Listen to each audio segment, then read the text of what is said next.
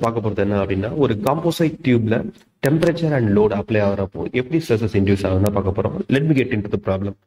A steel rod of 20 mm diameter passes centrally through a tight fitting copper tube of external diameter 40 mm. அதாவது வெளியே வந்து ஒரு copper tube இருக்கு, அதோட external diameter 40 mm and internal diameter என்ன அப்படின்னா 20 mm. அது உள்ள டைட் ஃபிட்டிங் என்ன இருக்கு அப்படின்னா ஒரு ஸ்டீல் ராட் இருக்கு. ஸோ இதோட டயமீட்டர் என்ன அப்படின்னா 20 mm. Then the tube is closed with the help of rigid washers and negligible thickness and nuts threaded on the rod.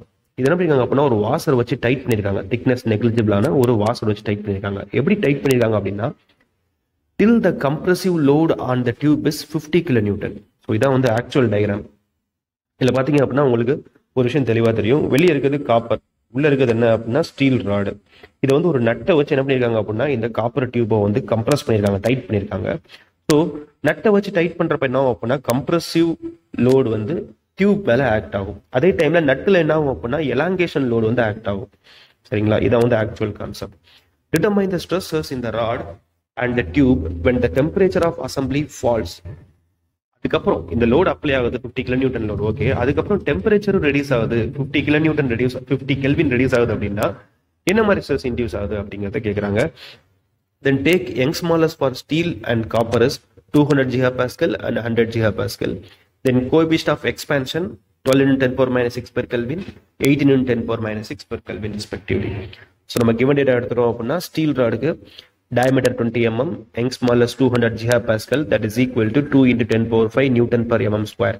The unit conversion தெளிவா வேணும் அப்படின்னா நம்மளோட previous videos வந்து செக் பண்ணிக்கோங்க.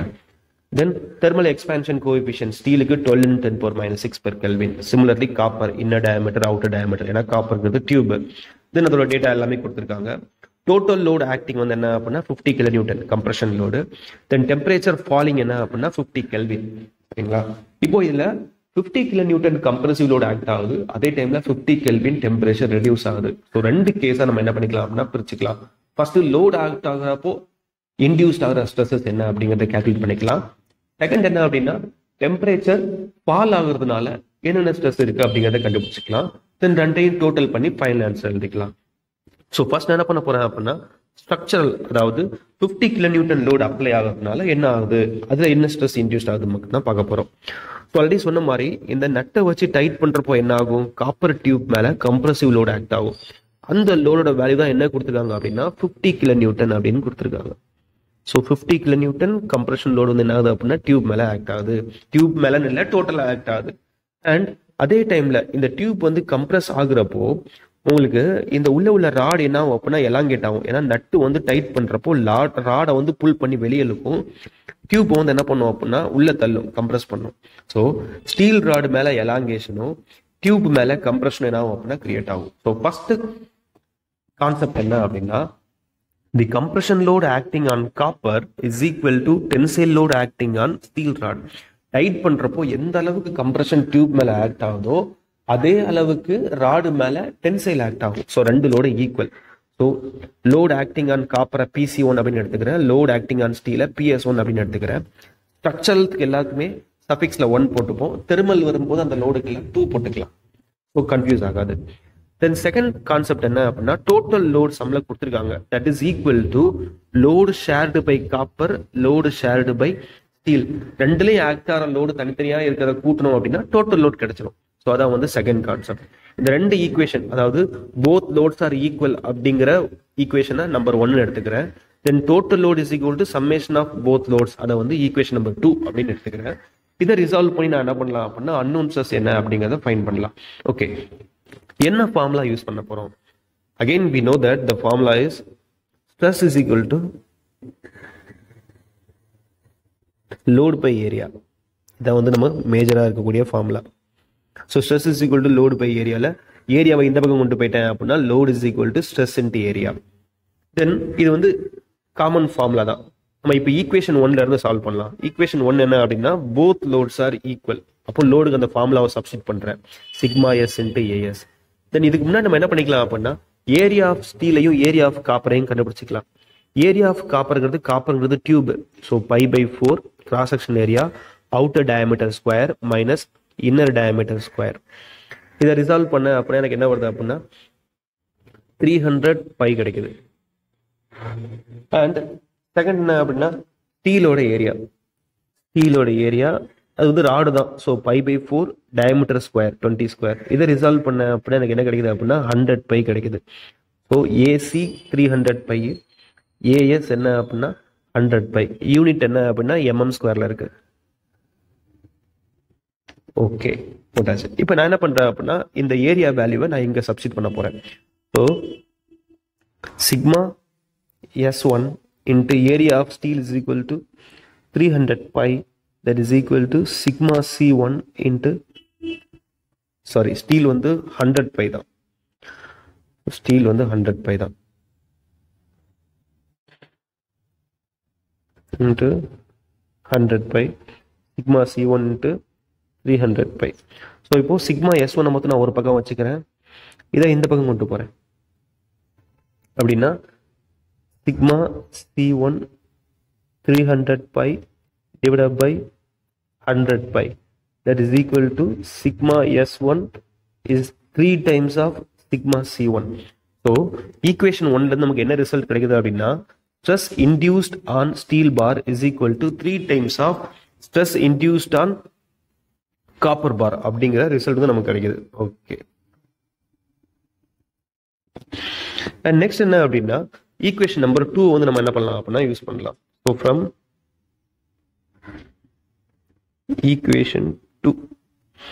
ஈக்குவேஷன் 2 என்ன அப்படின்னா total load is equal to load acting on copper plus load acting on steel. சம்ல value கொடுத்துருக்காங்க 50 கிலோ நியூட்டன். 50 கிலோ நியூட்டன் அப்படின்னா 50 into 10⁻³ Newton.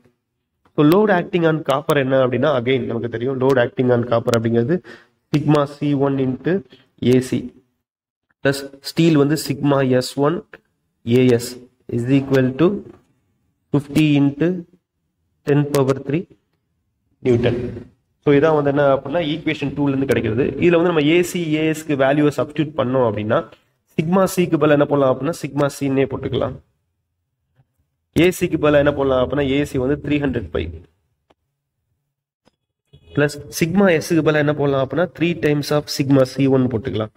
Into as value என்ன அப்படின்னா 100 by, that is equal to 50 into 10⁻³. So இதை resolve பண்ண அப்படின்னா எனக்கு என்ன கிடைக்கும் அப்படின்னா சிக்மா C1 வேல்யூ கிடைக்கும். சிக்மா C1 வேல்யூ எனக்கு என்ன கிடைக்குது அப்படின்னா 26.5 newton per mm square. Then sigma S is equal to 3 times of sigma C அப்படிங்கிறதுனால 3 into 26.5 போட்டேன் அப்படின்னா 79.5 newton per mm square. Sigma S value என்ன அப்படின்னா எனக்கு கிடைக்குது. ஸோ இதில் என்ன பிரச்சனை அப்படின்னா we have to understand that copper மேல ஆக்ட் ஆகுறது என்ன அப்படின்னா கம்ப்ரசிவ், இதே ஸ்டீல் மேல ஆக்ட் ஆகுறது என்ன அப்படின்னா டென்சைல். இது வந்து ப்ராப்பரா என்ன பண்ணிக்கணும் அப்படின்னா மைண்ட்ல வச்சுக்கணும். அப்பதான் சம்மேஷன் பண்ணும்போது கம்ப்ரஷனுக்கு மைனஸும் டென்சைலுக்கு பிளஸ் அப்படின்னு போட முடியும். ஸோ காப்பர் டியூப் மேல ஆக்ட் ஆகிறது கம்ப்ரசிவ் ஸ்ட்ரெஸ். ஸோ நம்ம என்ன பண்ணிப்போம் அப்படின்னா மைனஸ் போட்டுக்குவோம். இதே வந்து ஸ்டீல் மேல ஆக்ட் ஆகுறது என்ன அப்படின்னா டென்சைல். ஸோ என்ன பண்ணிப்போம் அப்படின்னா பாசிட்டிவ் போட்டுப்போம். கம்ப்ரஸருக்கு நெகட்டிவும் டென்சைலுக்கு பாசிட்டிவ் அப்படின்னு எடுத்துக்குவோம். So now we have calculated the stresses acting on composite bar due to 50 kilonewton compressive load. Next என்ன அப்படின்னா 50 Kelvin டெம்பரேச்சர் ஃபால் ஆகுது. அந்த ஃபால் ஆகுறதுனால என்னென்ன ஸ்ட்ரெஸ் இன்டியூஸ் ஆகுது அப்படின்னு நம்ம என்ன பண்ணுவோம் பார்க்கணும். ஸோ டெம்பரேச்சர் ஃபால் என்ன அப்படின்னா 50 கெல்வின் ஃபால் ஆகுது. சம்ல என்ன கொடுத்துருக்காங்க அப்படின்னா thermal expansion coefficient of copper கொடுத்துருக்காங்க, ஸ்டீலும் கொடுத்துருக்காங்க. இதுல பாத்தீங்க அப்படின்னா காப்பரோட தெர்மல் எக்ஸ்பான்ஷன் வந்து ஸ்டீலை விட அதிகமா இருக்கு. ஸோ டெம்பரேச்சர் கம்மி ஆகுறப்போ உங்களுக்கு காப்பர் தான் என்ன ஆகும் அப்படின்னா அதிகமா கான்ட்ராக்ஷன் ஆகும்.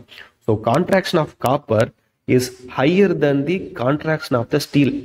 ஸோ காப்பர் அதிகமாக கான்ட்ராக்ட் ஆகுறதுனால tensile stress will be induced on copper. ஸ்டீல்ல கம்மியாக கான்ட்ராக்ட் ஆகுறதுனால compressive stress will be induced in steel.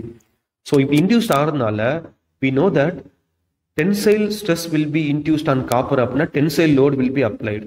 So tensile load applied on copper and compressive load applied on steel both are equal. இதான் வந்து first concept, equation number 3 அப்படின்னு எடுத்துக்கிறேன்.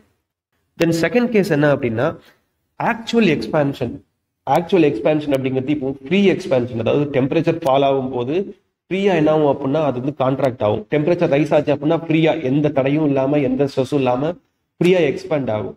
So சம்ல temperature குறையுது, so free contraction நடக்கும். அதே டைம்ல free contraction நடக்கிறப்போ நம்ம என்ன பண்ணுவோம், அடிஷனலா அதிகமாக கான்ட்ராக்ட் ஆச்சு அப்படின்னா டென்சைல் லோட் அப்ளை பண்ணுவோம். ஸோ டென்சைல் லோட் அப்ளை பண்ணுறதால என்ன ஆகும் அப்படின்னா ஒரு எக்ஸ்பேன்ஷன் நடக்கும். So actual contraction or expansion is equal to free expansion or contraction plus expansion or contraction by the applied tensile or compressive load. அதாவது temperature change ஆகிறதுனால நடக்கக்கூடிய சேஞ்ச் பிளஸ் லோட் அப்ளை ஆகிறதால நடக்கக்கூடிய சேஞ்ச், இந்த ரெண்டையும் summation பண்றோம் அப்படின்னா total change in dimension வந்து என்ன ஆயிரும், கிடைச்சிடும். இதான் வந்து concept number 2.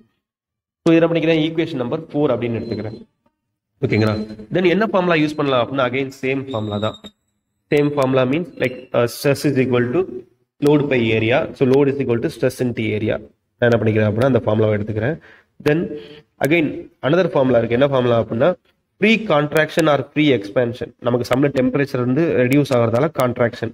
So free contraction is equal to alpha delta T L. Alpha அப்படிங்கிறது எக்ஸ்பேன்ஷன் கோஎஃபிஷியன்ட், டெல்டி அப்படிங்கிறது டெம்பரேச்சர் சேஞ்சு, எல்லுங்கிறது லென்த்து.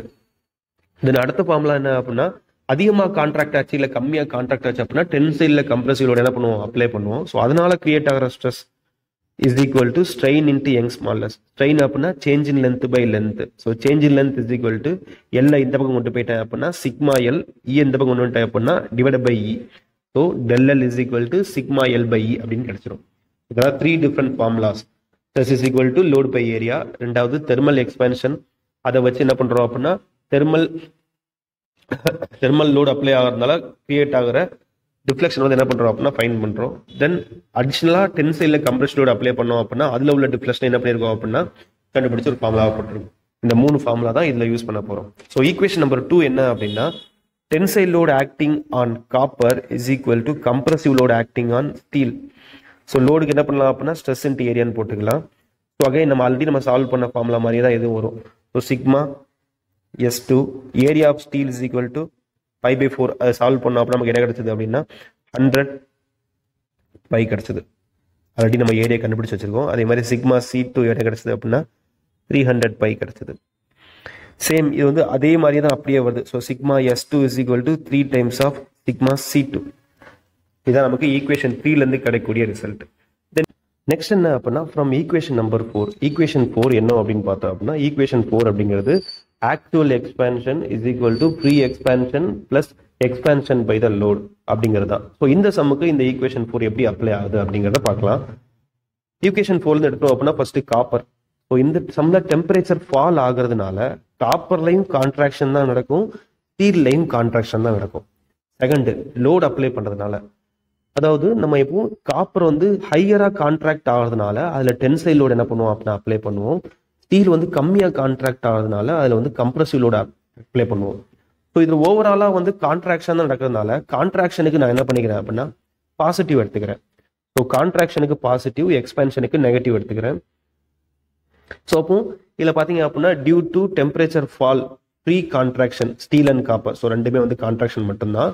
ஓவர் கான்ட்ராக்ஷன் ஆகிறதுனால காப்பர் ராடில் வந்து ஒரு டென்சைல் லோடும், தென் கம்மியாக கான்ட்ராக்ட் ஆகிறதால ஸ்டீலில் வந்து ஒரு கம்ப்ரசிவ் லோடும். ஸோ கான்ட்ராக்ஷனுக்கு எல்லாம் ப்ளஸ், எக்ஸ்பேன்ஷனுக்கு மைனஸ் போட்டுக்கிறேன். இப்போ நான் வேல்யூ சப்ஸ்டியூட் பண்ணுறேன். வேல்யூ சப்ஸ்டியூட் பண்ணுறப்போ ஆல்ஃபா, காப்பரோட ஆல்ஃபா என்ன அப்படின்னா 18 × 10⁻⁻6 per Kelvin into temperature change என்ன அப்படின்னா 50 Kelvin. லென்த் ஆஃப் காப்பர் சம்ல வந்து டயக்ராமில் லென்த் கொடுத்துருக்காங்க. லென்த் என்ன அப்படின்னா 300 mm. ஸோ 300 mm இது வந்து ஃபர்ஸ்ட். செகண்ட் என்ன அப்படின்னா சிக்மா C2 தெரியாது, லென்த் என்ன அப்படின்னா 300.